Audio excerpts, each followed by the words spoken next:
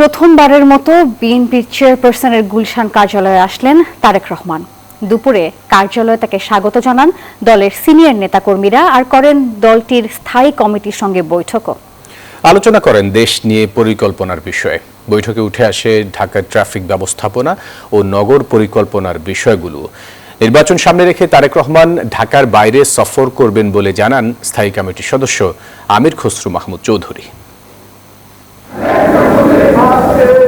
প্রায় দেড় যুগ পর দেশে ফিরে এই প্রথম বিএনপি চেয়ারপারসনের গুলশান কার্যালয়ে এলেন দলটির ভারপ্রাপ্ত চেয়ারম্যান তারেক রহমান। 2008 সালে নির্বাচন সামনে রেখে এই কার্যালয়টির কার্যক্রম শুরু হয়। তবে তার আগেই দেশ ত্যাগ করেন তারেক রহমান। দুপুরে প্রথমবারের মতো কার্যালয়ে আসার পর তাকে স্বাগত জানান দলের সিনিয়র নেতারা। এ সময় কার্যালয়ের সামনে ভিড় করেন নেতাকর্মীরা। এরপর স্থায়ী কমিটির সদস্যদের সঙ্গে বৈঠক করেন তারেক রহমান। তার এই আগমনে দলকে উজ্জীবিত করবে বলেও মনে করেন নেতারা। সব মশার বিরুদ্ধে সুরক্ষা দিতে এলো বসুন্ধরা এক্সট্রিম অ্যারোসল। মশার বিরুদ্ধে এক্সট্রিম সুরক্ষা।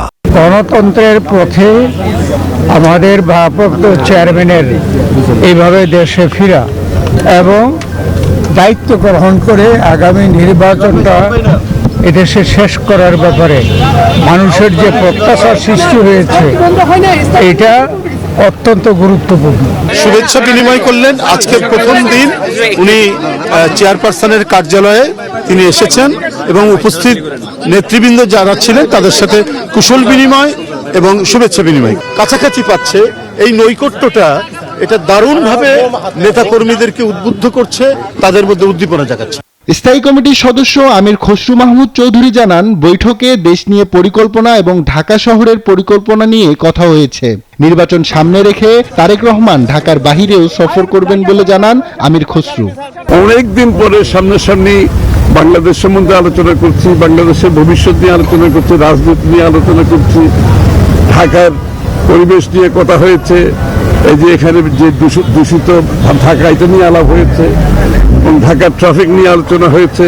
যে জনগণকে উনি বাইরে থেকে এতদিন অ্যাড্রেস করেছেন, যে জনগণের সাথে সম্পৃক্ত ছিলেন, সেটা উনি এখন ফিজিক্যালি সেই জনগণের কাছে যাচ্ছেন। দলের কাণ্ডারি ভারপ্রাপ্ত চেয়ারম্যান গুলশান কার্যালয়ে এখন থেকে অফিস করবেন বলেও জানান দলের নেতারা। বাংলাদেশে যে পরিবর্তনের প্রত্যাশা জনগণ করছেন, সেই পরিবর্তন ইনশাআল্লাহ জনাব তারেক রহমান সাহেবের নেতৃত্বে আমরা দেখতে পাবো। আব্দুল্লাহ মামুন, নিউজ 24, ঢাকা।